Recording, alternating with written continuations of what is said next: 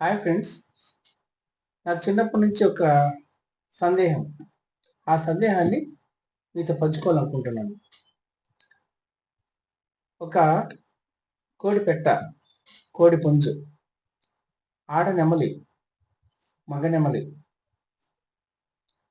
ఆవు, ఎద్దు, గొర్రె, పొట్టేలు, మేక, మేకపోతు, ఆడ జింక, మగ జింక, ఆడ సింహం, మగ సింహం, ఇలా ఏ పక్షులు అయినా, ఏ జంతువులు అయినా మగజీవులే నాకు అందంగా కనపడుతున్నారు.